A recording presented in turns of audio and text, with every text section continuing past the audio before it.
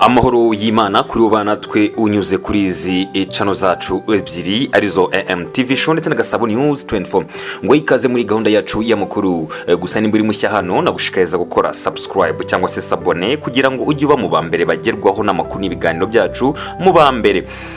Nimba ukunze ibiganiro byacu bishenge bigere kure hashoboka, kanda like ndetse wandusangiza igitekerezo cyawe unyuza hasi muri section ya comment. Turerekeza amakuru avuga muri Republika na Demokarasi ya Kongo. Ihuriro ry'imiryango itegamiye kuri leta ihanira uburenganzira bwa kiremwa muntu muri Republika na Demokarasi ya Kongo, harimo Human Rescue n'itsinda ry'impuguke z'imiryango itegamiye kuri leta, ryagaragaje ko rihangayikishijwe cyane n'inkubi nshya yifatwa ry'abayobozi bakuru mu basirikare bakuru b'igisirikare cya Kongo byatangiye kuwa kane muri iki cyumweru turimo turasoza. Uheruka gutabwa muri yombi ni General de Brigade Pierre Bamwesize, hari komanda wungirije ibikorwa bya gisirikare muri Dungu mu ntara ya Hoire, ndetse n'uwahoze ari umugaba mukuru w'ingabo wihariye wa Joseph Kabila. Uyu Joseph Kabila yahoze ari perezida w'iki gihugu cya Kongo. Iyi ni muvye kubagezaho tukubwire ibyenye n'ifatwa cyangwa se nitabwa muri yombi ry'abayobozi bakomakomeye mu gisirikare cya Republika na Demokarasi ya Kongo. Ese niye mpamvu mu byukuri bataye muri yombi bwaba ari ubwoba ubutegetsi bwa Felix Kisekedi bafite bwuko aba basirikare bashobora kwihinduka bakajya ku ruhande rw'inyeshyamba zimaze imisi ziri mu biganiro na Joseph Kabila wayoboye iki gihugu hariya mu mujyi wa Goma. Iyi ni muvyegwa ko makuru yacu nguhaye ikaze bana natwe guhera kuri umunota kugera ku munota wa nyuma. Njye mugiye kubana nitwa Etienne Besa.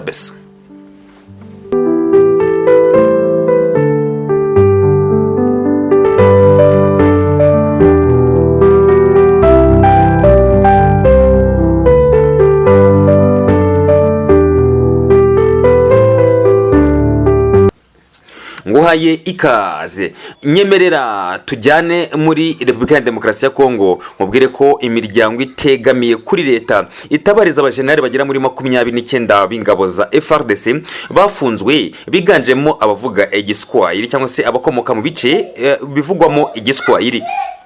Ihuriro ry'imiryango itegamiye kuri leta ihanira uburenganzira bwa muntu muri Republika ya Demokarasi ya Kongo, harimo Human Rescue n'itsinda ry'impuguke z'imiryango itegamiye kuri leta, ryagaragaje ko rihangayikishijwe cyane n'inkubi nshya yifatwa ry'abayobozi bakuru mu gisirikare cya Republika ya Demokarasi ya Kongo. Uheruka gutabwa muri yombi ni General de Brigade Pierre Bamwesize, komanda wungirije ibikorwa bya gisirikare muri Dungu mu ntara ya Hoire, ndetse n'uwahoze ari umugaba mukuru w'ingabo wihariye za Kabila ubwo yarakiri perezida. Nk'uko imiryango itegamiye kuri leta izobereye mu guhanira uburenganzira bwa muntu ibivuga, Brigadier General Pierre Bamwesize yafatiwe i Kinshasa, afatwa n'inzego z'ubutasi za gisirikare zo muri Kokolo, hanyuma afungirwa ahantu hatazwi igihe yari i Kinshasa ategereje koherezwa kwivuriza mu mahanga. Muri icyo cyiciro kimwe iyi miryango itegamiye kuri leta yazamuye ikibazo cya General Banza Kabulo Joseph wahoze ari komanda wungirije ibikorwa bya Sokora ya kabiri muri Kivu y'Amajyepfo, nawe wafatiwe i Kinshasa.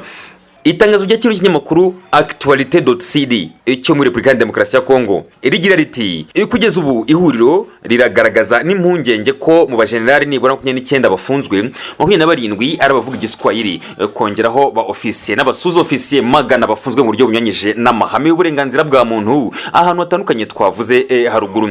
Mu gihe igihugu cyugarijwe n'imvuru zishingiye ku mibereho, politike n'umutekano n'ibibazo by'imiyoborere, iyi miryango itegamiye kuri leta yemeza ko ifatwa rigwishwa ry'abasirikare bakuru ndetse n'uburyo bafunzwemo birangwa no kutamenya neza impamvu zatumye bafatwa naho bafungirwa, kutubahiriza ibiteganywa n'ubucamanza cyane cyane uburenganzira bwo kugira avoka, gusobanurirwa neza ibyo baregwa mu gihe kiburanisha no kudashyikirizwa umucamanza mu gihe cyagenwe, ibyago byo gukorerwa iyicarubozo, gufatwa nabi no gufungwa igihe kirekire nta kuburanishwa. Muri iri tangazo bagize bati ibi bintu byose ibigira uruhare mu kurushaho kuzambya ubumwe bw'igihugu ndetse no kurushaho kumva ko hari akato, gusuzugurwa ndetse no kuvangura abaturage bamwe na bamwe. Aha ni ikibazo cyo kuba ngo nta burenganzira bwo kubasura abofisiye bafunzwe bwubahirizwa.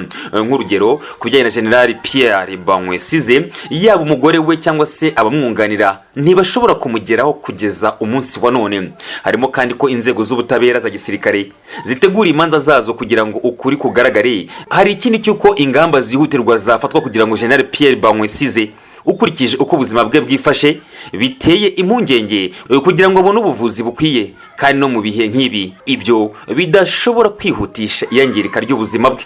Harimo kandi ko uburenganzira bwabo bwo kuburanishwa mu cyubahiro kandi mu butabera bwubahirizwa. Harimo kandi ko ibikoresho bihabwa abahanira uburenganzira bwa muntu n'abatanyabikorwa mpuzamahanga kugira ngo bakurikirane inzira zose zijyanye n'ifatwa n'ifungwa byubahirizwa.